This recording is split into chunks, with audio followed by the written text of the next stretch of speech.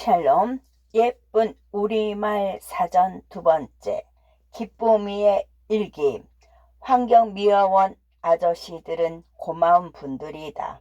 갑발기에 벌써 동네 골목을 구석구석 청소해 주신다.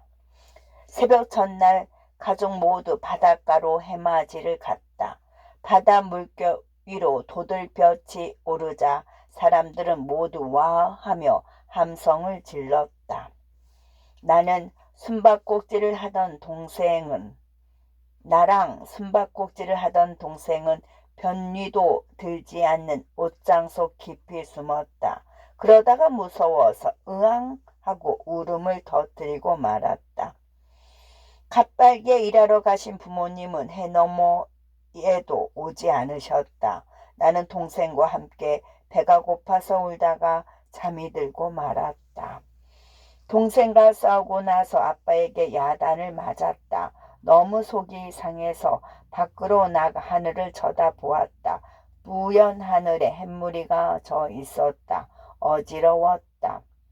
동쪽 산등성이 너머로 부채살 같은 햇발이 치솟아 올랐다. 우리는 간단하게 아침을 먹은 뒤 등에 햇살을 받으며 산에 올랐다. 해거름에 살랑살랑 찬바람이 불어왔다. 손이 시릴 만큼 차가웠다. 이제 곧 겨울이 올 모양이다. 아빠가 갑자기 직장을 그만두신 날 엄마 얼굴이 검기울었다. 하지만 다음 날 아침에 엄마는 웃는 얼굴로 우리를 대하셨다. 달과 별이 빛나요. 첫 번째 손톱달. 손톱처럼 생긴 초송달이나 금음달을 손톱달. 옛적에 달을 무척 좋아하는 공주가 있었답니다. 공주는 나뭇가지에 걸려있는 달을 따달라고 임금님께 마구 졸랐지요. 그러나 임금님은 손톱만한 초승달 모양으로 브로치를 만들어 주었답니다. 그래서 손톱달이 된 거지요. 달은 금방 손을 뻗으면 잡을 수 있을 듯 합니다. 사람들에게 가깝게 느껴지지요. 그래서 옛적에 중국의 어떤 시인은 연못에 비친 달을 건지려다가 그만 물에 빠져 죽고 말았답니다. 엄마, 오늘은 왜 달이 저렇게 배가 훌쭉해요? 손톱달은 조금씩 어둠을 삼키지. 그래서 배가 부르면 보름달이 되는 거란다. 두 번째, 어스름달. 어스름하게 비치는 달, 어스름달. 달은 참 용감합니다. 어두운 밤길을 비추어주고 잠든 이들 머리맡을 지켜주지요. 하지만 달도 밤이 무서운 때가 있나 봐요. 달빛이 침침하고 흐릿해 보일 때가 있거든요. 그럴 때를 으스름하다라고 합니다. 으스름한 빛을 내는 달을 으스름달이라고 하지요. 달 안개가 낀 새벽녘이나 흐린 날이 으스름달을 볼 수 있지요. 으스름달은 무척 스산하고 찬 기운이 느껴지는 달입니다. 그날 밤 으스름한 달이 떠 있는데 솔버덩이에 바람이 휘휘 불고 갑자기 뭔가 툭 하고 부러지는 소리가 나는 거야. 왠지 으스스해요, 할머니. 세 번째, 개밥바라기와 샛별. 개밥바라기는 해진 뒤에 서쪽 하늘에 반짝이는 금성, 샛별은 새벽 동쪽 하늘에 반짝이는 금성. 금성은 가장 밝은 별이지요. 그래서 이름도 많답니다. 해가 진 뒤에 서쪽 하늘에 뜨면 개밥바라기, 새벽의 동쪽 하늘에서 반짝이면 샛별 또는 계명성이지요. 바라기는 작은 그릇입니다. 그러니까 개밥바라기는 개밥을 담는 작은 그릇이지요. 새벽에 샛별을 보며 일터에 나간 주인은 저녁이 되어도 돌아오지 않네요. 배가 고픈 강아지는 빈 밥그릇을 핥다가 하늘에 떠있는 별을 쳐다보며 멍멍하고 짖습니다. 그래서 개밥바라기지요. 우리 기쁨이 눈은 샛별처럼 예뻐. 제 눈에는 개밥바라기 같은데요. 요 녀석이 누나를 놀려. 네 번째, 붙박이 별과 닷별. 붙박이 별은 위치를 바꾸지 아니한 별, 북극성이고 닷별은 카시오페이 자리의 다른 이름입니다. 별은 시간에 따라 떠 있는 자리가 달라 보입니다. 지구가 돌기 때문이지요. 그런데 늘 그 자리에서 빛나는 별이 하나 있습니다. 지구 자전축과 곧게 이어진 곳에 있는 북극성이지요. 이 북극성을 북박이 별이라고 합니다. 북박이 별을 중심으로 북두칠성과 이질어진 대칭을 이루는 더블자 모양의 카시오페이아 자리가 있어요. 북두칠성과 함께 잘 보이는 별자리입니다. 이 별자리를 우리나라에서는 닷별이라고 부르지요. 별자리가 단 모양을 닮았거든요. 당신은 내 마음속에 붙박이 별이요. 그럼 당신은 나를 따라 도는 닷별인가요? 다섯 번째, 살별과 별똥별. 살별은 긴 꼴에 빛을 내며 태양 주위를 포물선이나 타원형으로 도는 별, 혜성을 말하고 별똥별은 유성의 우리말입니다. 해 둘레를 따라 도는 별 혜성들은 대개 제자리에서 작은 점 모양으로 빛을 내지요.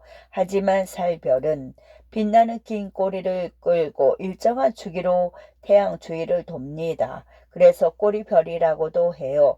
한자 말로는 혜성이라 합니다. 76년마다 하늘에 나타나는 헨리 혜성도 살별이지요. 살별과 별똥별은 다릅니다. 먼 하늘에 먼지 덩어리가 빠르게 떨어지면서 공기와 부딪혀 내는 빛이 별똥별이에요. 별똥별이 땅에 떨어진 것을 운석, 즉 별똥돌이라고 하지요. 옛날엔 살별이나 별똥별을 보고 혼불이라고 했단다. 누군가 죽어서 영혼이 나가는 것이라고 생각했지. 여섯 번째, 여우별. 굳은 날 구름 사이로 잠깐 났다가 사라지는 별이 여우별입니다. 우리 옛 이야기에는 여우가 자주 나오지요. 100년 묵은 여우도 나오고 꼬리가 9 달린 여우도 나옵니다. 그 여우들은 제 모습을 바꾸어 사람을 홀리지요. 또 하는 짓이 깜찍하고 영악한 사람을 빗대어 여우라고도 합니다. 여우는 주둥이가 길고 몸이 홀쭉하여 매우 날렵해 보이지요. 실제로 여우는 몸짓이 매우 민첩합니다. 언뜻 눈앞에 보이다가 꼬리를 살레살레 흔들면서 눈깜짝 사이에 사라져 버리지요. 그래서 굳은 날 잠깐 나타났다가 구름 속에 숨어 버리는 별을 여우별이라고 합니다. 오늘은 여우별을 소재로 동시를 써보기로 해요. 누가 여우별에 대한 느낌을 말해볼까요? 여우별은 가장 외로운 별이에요. 그래서 가엾어요.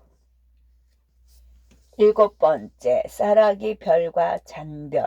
쌀아기 별은 쌀아기처럼 아주 짙게 보이는 별, 잔별이고 쌀아기처럼 아주 잘게 보이는 별, 잔별이고 잔별은 작은 별입니다. 쌀아기는 쌀 부스러기이지요. 쌀은 한 톨도 소중합니다. 그래서 쌀아기는 짭짤하지만 귀한 것을 뜻하지요. 금쌀아기라는 말도 그래서 생겼지요. 또 밤하늘을 아름답게 수놓은 잔별을 쌀아기 별이라고 하는 것도 그런 까닭입니다. 하늘에는 헤아릴 수 없을 정도로 수많은 별이 있습니다. 그 중에 샛별이나 북박이 별처럼 이름을 가진 별은 그리 많지 않아요. 그 밖에 이름 없는 별은 무조리 잔별이거나 쌀아기 별이지요. 그런데 잔별보다는 쌀아기 별이 훨씬 더 느낌이 살아 있답니다. 저는 희미한 잔별이 아니라 빛나는 샛별이 되고 싶어요. 한평생 이름 없이 살아간 사람도 밤하늘의 쌀아기 별만큼이나 많단다. 8번째 미리네. 남쪽으로 길게 강물처럼 퍼져 있는 별물이 은하수의 제주 방언입니다. 맑은 날 밤 하늘을 보세요. 잔별, 쌀아기별 수억 개가 강물처럼 흐르지요. 바로 은하수랍니다. 은빛 강물이라는 뜻이지요. 사실 은하수는 커다란 소용돌이 모양입니다. 이것을 옆에서 바라보면 기다란 강이 흐르는 것처럼 보여요. 제주도에서는 은하수를 미리네라고 합니다. 미리네의 머리는 우리 옛말 미르가 변한 말입니다. 미르는 상상의 동물인 용을 말하지요. 그러니까 미리네는 용의 내라는 뜻입니다. 미리네는 조상님의 상상력이 깃든 말입니다. 느낌도 좋고요. 우리 눈으로 볼 수 있는 것 중에서 가장 큰 것은 무엇일까요? 은하수 아니 미리네요. 띵동댕. 기쁨이의 일기. 며칠 전 햇님이네 가족과 산으로 야영을 갔다. 하늘에는 별이 수도 없이 많았고 산등성에는 손톱달이 걸려 있었다. 멋진 풍경이었다. 한밤중에 오줌이 마려워서 일어났다. 동네는 짙은 안개에 쌓여 있고 지붕 위로는 으스름한 달이 떠 있었다. 어디선가 귀신이 나올 것만 같았다. 학교에서 늦게 공부를 마치고 집으로 돌아갈 즈음에는 서쪽 하늘에서 개밥파라기가 반짝반짝 빛나고 있었다. 밤하늘에서 북박이별을 찾는 것은 그리 어렵지 않았다. 붓두칠성의 국자 바가지 끝을 이어가다 보면 북박이별이 나오고 다시 비슷한 거리만큼 떨어진 곳에 닷별이 있었다. 엄마가 병이 다 나으셔서 퇴원을 하셨다. 내 마음속에서 수많은 불꽃들이 터져 올랐다. 하늘에서는 별똥벌이 떨어져 내리고 있었다. 구름 사이로 가끔씩 여우별 하나가 반짝 나왔다가 금방 구름 속에 묻혀버리곤 했다. 하늘에는 쌀아기 별이 가득했다. 나는 마음속에 그 별들을 쓸어 담으며 생각했다. 수많은 별 가운데 이름을 가진 별이 몇이나 될까?